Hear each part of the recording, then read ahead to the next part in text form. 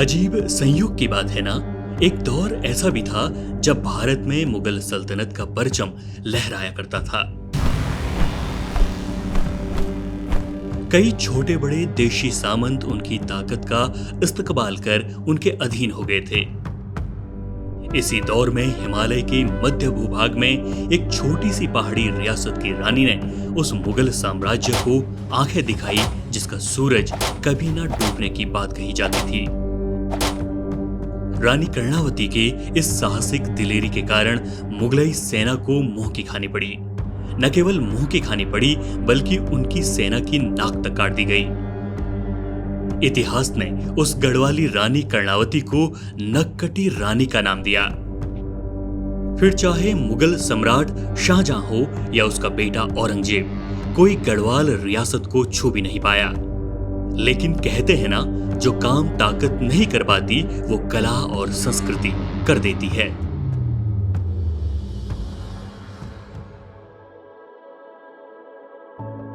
इतिहास में कला और संस्कृति सिर्फ सुंदरता के प्रतीक नहीं रही, बल्कि इन्होंने बड़े बड़े साम्राज्यों की नींव, पहचान और सत्ता को गहराई से प्रभावित किया।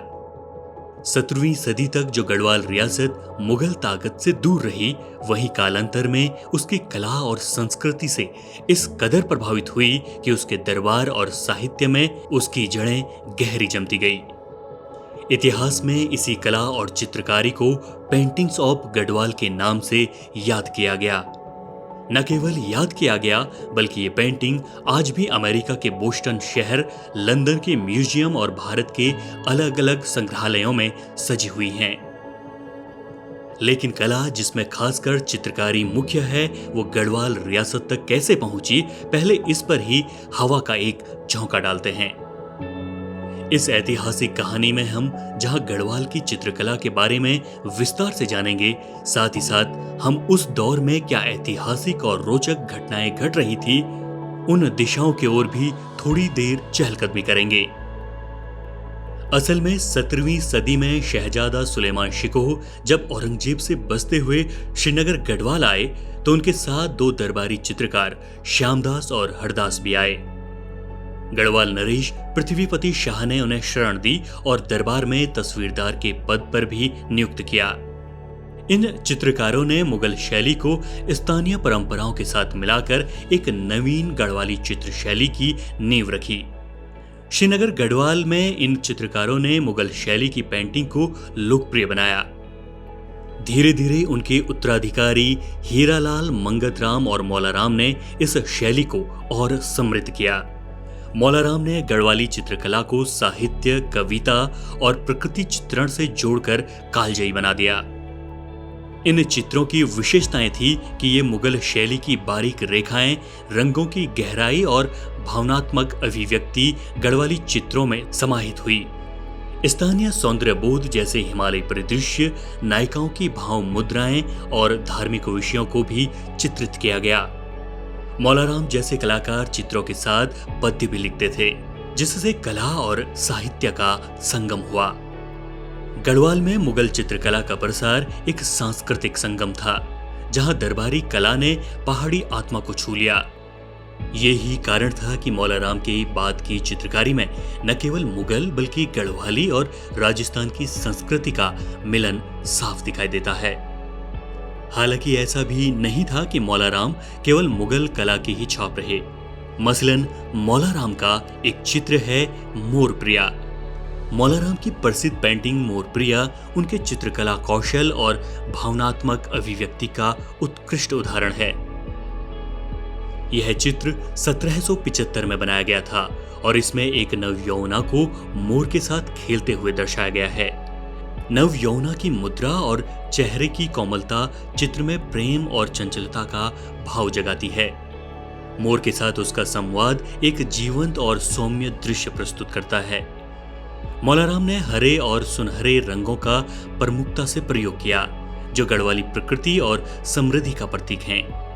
श्रीनगर के पहाड़ों और अलकनंदा नदी की झलक इस चित्र में साफ दिखाई देती है, जो गढ़वाल की भौगोलिक पहचान को दर्शाती है।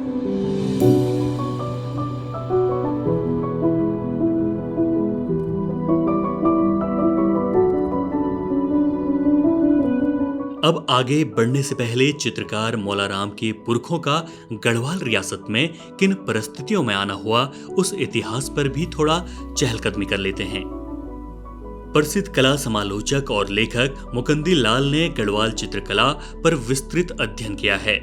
हम आगे जो भी जानकारी या इतिहास बताएंगे वो उनकी ही किताब से लिया गया है। बहरहाल, लेखक मुकंदी लाल के अनुसार गढ़वाल की चित्रकला अन्य पहाड़ी कलाओं की भांति मुगल चित्रकला से प्रभावित राजपूत चित्रकला का पहाड़ी रूपांतरण है। गढ़वाल चित्रकला के आधार स्तंभ मुगल दरबार के 2 चित्रकार थे जो दिल्ली से गढ़वाल आ बसे थे। ये दोनों पिता पुत्र श्यामदास और हरदास सन 1658 में शहजादे सुलेमान शिकोह के साथ श्रीनगर गढ़वाल आए थे। उस समय दिल्ली के तख्त के लिए मुगल सम्राट शाहजहां के पुत्र औरंगजेब और दारा शिकोह आपस में लड़ रहे थे। दारा लाहौर से दिल्ली की ओर बढ़ रहा था। उसका लड़का सुलेमान शिकोह उस समय इलाहाबाद में था। सुलेमान ने चाहा कि वह अपने पिता की सेना के साथ मिलकर दिल्ली की ओर बढ़े। इलाहाबाद से वह पहाड़ों की तलहटी में नगीना आया। वहां से उसने पहले कुर्मांचल नरेश के पास एक पत्र भेजा कि वह उसे अपने राज्य में आश्रय दें। कुर्मांचल का वर्तमान नाम कुमाऊं है। उस समय वहां चंदवंशीय राजाओं का राज्य था।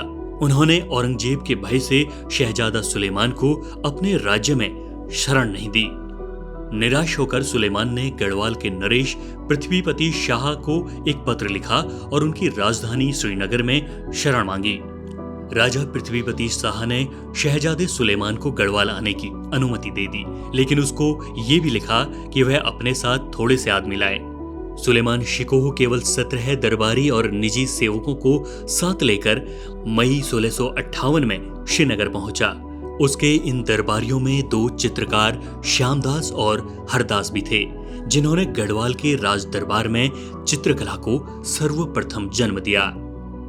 राजा पृथ्वीपति शाह ने सुलेमान शिकोह को बड़े सम्मान के साथ अपने महल के एक भाग में आश्रय दिया। जब दिल्ली में औरंगजेब को यह पता चला कि सुलेमान शिकोह श्रीनगर गढ़वाल के राजाश्रय में चला गया है, तो उसने राजा पृथ्वीपति शाह को लिखा कि उसे पनाह न दें और उसे वापस दिल्ली भेज दें। राजा पृथ्वीपति शाह ने औरंगजेब की यह बात नहीं मानी। गढ़वाल नरेश शहजादे के साथ पुत्रवत व्यवहार करता रहा। इस प्रकार सुलेमान 19 महीनों तक आराम और सम्मान के साथ श्रीनगर के राजमहल में रहा। इस बात से औरंगजेब क्रुद्ध हो गया। उसने गढ़वाल पर आक्रमण करने की धमकी देने के लिए रामगंगा के तट पर पाटलिदून के मैदान में सेना का एक दस्ता भेजा। पाटलिदून का यह स्थल आजकल कॉर्बेट नेशनल पार्क कहलाता है। उस समय गढ़वाल के मंत्री कुंवर मेदिनी शाह एक व्यवहारिक कुशल व्यक्ति थे। उन्होंने प्रकट रूप से ऐसा दिखाया कि औरंगजेब से लड़ाई करने के लिए वह सुलेमान शिकोह को गढ़वाल के राजा का फौजदार यानी सेनापति बना रहा है। उस घटना का एक विवरण मौलाराम ने इस प्रकार से किया है।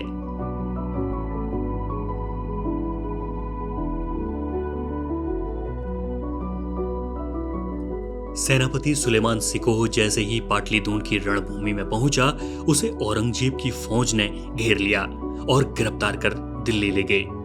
सुलेमान के इस प्रकार पकड़े जाने में कुंवर मेदिनी शाह का हाथ था। मेदिनी शाह ने ऐसा इसलिए भी किया क्योंकि उसके संबंध औरंगजेब के साथ अच्छे थे। वह औरंगजेब की मदद से पंजाब के कुछ राजाओं के साथ लड़ा भी था। ये सत्य है कि सुलेमान शिकोह के साथ विश्वासघात राजा पृथ्वीपति शाह की अनुमति से नहीं हुआ था।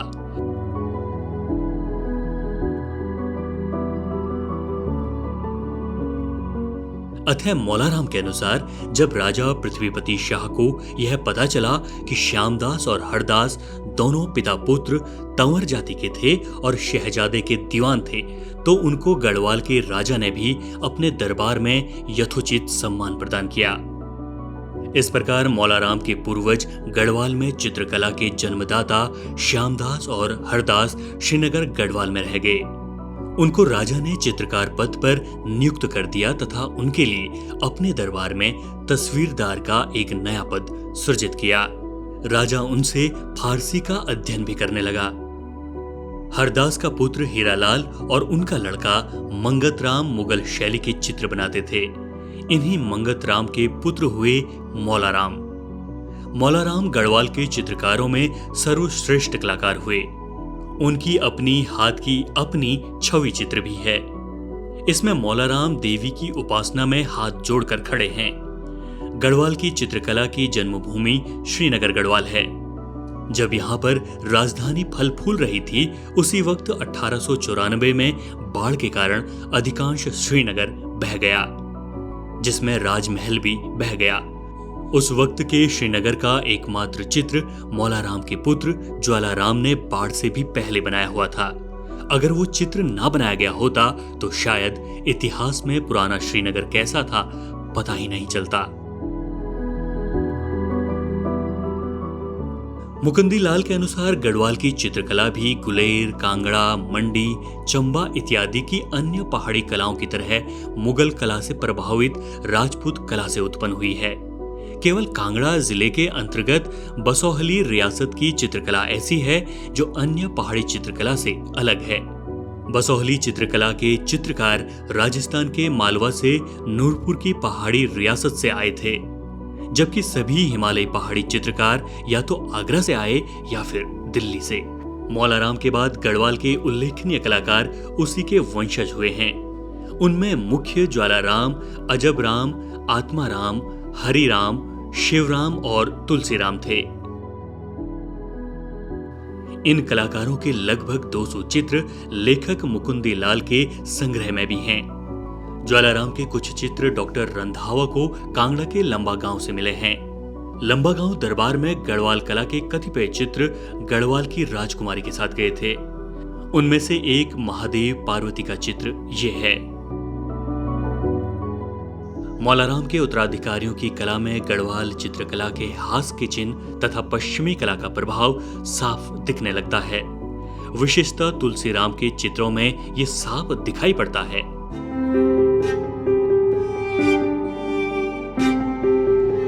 19वीं शताब्दी के मध्य में भारतीय चित्रकला पर पाश्चात्य कला का प्रभाव पड़ना प्रारंभ हो गया था।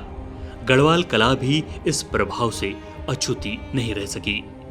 गढ़वाल चित्रकला का ह्रास तथा उसके लुप्त हो जाने का मुख्य कारण है चित्रकारों की कला को कोई विशेष तारीफ न मिलना। मौलाराम के पूर्वजों को और स्वयं मौलाराम को भी गढ़वाल के राजाओं ने 60 गांव जागीर में दे रखे थे। उनको 5 रुपये प्रतिदिन गुजारे के लिए भी मिलते थे। गढ़वाल में गोरखा लोगों ने अपना शासन कायम किया तो भी उनकी यह जागीर कायम रही।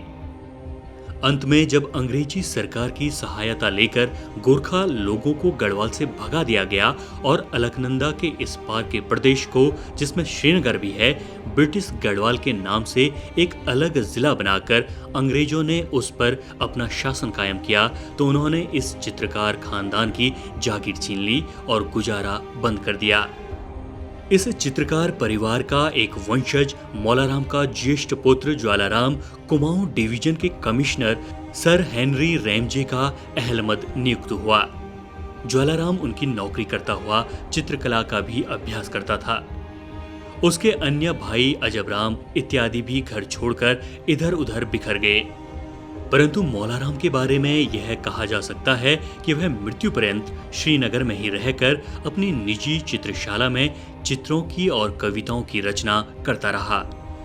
वह सुदर्शन शाह की राजधानी टिहरी में भी किसी व्यक्तिगत कारण से नहीं गया। मौलाराम के कुछ वंशज श्रीनगर में ही रह गए थे। वे सोने चांदी का काम करने लगे। इस प्रकार गढ़वाल में चित्रलेखन का लोप हो गया। गढ़वाल में चित्रलेखन की परंपरा का लोप होने का एक विशेष कारण ये भी है कि अपनी कला की गूढ़ बातें, उसके गहन प्राविधिक मर्म या टेक्निकलिटी तथा रंग तैयार करने की विधि मौलाराम ने अपने लड़कों और शिष्यों को भी नहीं बताई। इसके अतिरिक्त गढ़वाल की चित्रकला के ह्रास और अंत में उसके लुप्त हो जाने का एक मुख्य कारण ये भी है कि ज्वालाराम के बाद उसके वंशज जो चित्र लेखन करते रहे, उनमें से कुछ विक्षिप्त होने लगे थे। उनके पागलपन का संबंध चित्रकला से माना गया। इसी कारण उनके वंशजों ने अपनी वंशानुगत कला से पीठ फेर ली और चित्रकला से अपना संबंध सदा के लिए तोड़ दिया। गढ़वाल की चित्रकला के बारे में टिहरी रियासत की जनता नहीं जानती थी। सन 1921 में सबसे पहले लेखक मुकुंदी लाल ने कलकत्ता से निकलने वाली सचित्र त्रैमासिक पत्रिका रूपम में मौलाराम और उसकी कला पर लेख लिखा। तब चित्रकला के प्रेमियों को गढ़वाल की चित्रकला के अस्तित्व का आभास हुआ। असल में गढ़वाल के कलाकारों के बनाए हुए कुछ चित्र जो पंजाब की पहाड़ी रियासतों के दरबारों में थी तथा वहां के अन्य संग्रहों में पाए गए थे, उन सब को उन्हीं पंजाब की पहाड़ी रियासतों के कलाकारों की देन मान लिया गया। जबकि वास्तविकता यह थी कि गढ़वाल के कलाकारों के कई चित्र गढ़वाल की विवाहिता राजकुमारियों के साथ दहेज के रूप में कांगड़ा और गुलेर इत्यादि पहाड़ी रियासतों में गढ़वाल से बाहर गए। उदाहरण लंबा गांव का चित्र संग्रह है, जिसमें गढ़वाल की कला के कई चित्र हैं जो महाराज कीर्ति शाह की राजकुमारी के साथ कांगड़ा के लंबा गांव गए थे। कतिपय कलापारखी उन चित्रों को भी कांगड़ा के कलाकारों की देन मानने लगे। मौलाराम के चित्रों के अतिरिक्त उसके पुत्र ज्वालाराम के 3 चित्र डॉक्टर रंधावा को सन 1960 में कांगड़ा के ही नूरपुर में मिले। यदि उन पर ज्वालाराम का नाम न लिखा होता तो उन चित्रों को भी कांगड़ा के किसी कलाकार की देन मान लिया जाता। गढ़वाल की चित्रकला का एक महत्वपूर्ण तथ्य ये है कि गढ़वाल में चित्रकला का जन्म स्थल टिहरी गढ़वाल नहीं है। सन 1818 तक तो टिहरी का नामो निशान भी नहीं था। 1818 में जब टिहरी नगर बसने लगा तो भिलंगना और भागीरथी नदी के बीच की जगह में राजा सुदर्शन शाह का पहला महल बनाया गया था। राजा सुदर्शन शाह ने अपनी नई राजधानी टिहरी सन 1818 में स्थापित की तथा राजा के शासन के अंतर्गत आधा गढ़वाल तब से टिहरी रियासत कहलाने लगा। टिहरी ना तो कोई प्राचीन नगर था, न यहाँ कोई कलाकार ही था। मौलाराम स्वयं श्रीनगर को छोड़कर नई राजधानी टिहरी में रहने के लिए नहीं गया। कहा जाता है कि किसी व्यक्तिगत कारण से राजा सुदर्शन शाह और मौलाराम में अनबन थी। हालांकि सुदर्शन शाह के चाचा कुंवर प्रीतम शाह पहले श्रीनगर में मौलाराम के पास चित्र लेखन का अभ्यास करते थे। बाद में टिहरी से लंबा सफर तय करके श्रीनगर में मौलाराम के पास चित्रकला सीखने आते थे। प्रीतम शाह ने तो एक बार मौलाराम से कहा भी था, टिहरी से तीरथ रहे गुरुधारे श्रीनगर, आवत जात ही पक थके दियो नहीं कवि सगर, हम पे क्यों नहीं आवते तुम कवि मौलाराम, कहते हैं प्रीतम शाह तुम बैठे रहत निज धाम। मतलब कि मैं तो आने जाने में ही थक गया हूँ और आप हैं कि आराम से घर बैठे रहते हैं। मुझे टिहरी से आपके पास श्रीनगर आना पड़ता है। यह कष्ट उठाने पर भी जितनी चित्रकला मैं सीखना चाहता था उतनी कला आपने मुझे अब तक सिखाई भी नहीं। बहरहाल टिहरी दरबार में कोई भी चित्रकार नहीं था। टिहरी बसने के बाद से ही पहाड़ी कला का ह्रास शुरू हो गया।